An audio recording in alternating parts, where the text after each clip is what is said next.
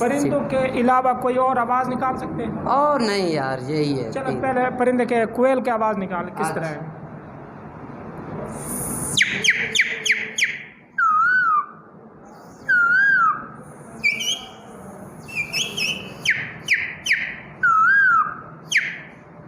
नाजरीन, ये कोयल की आवाज़ है। अब बटेर की आवाज़ है।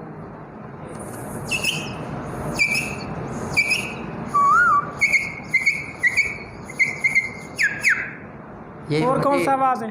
तोता। तोते का।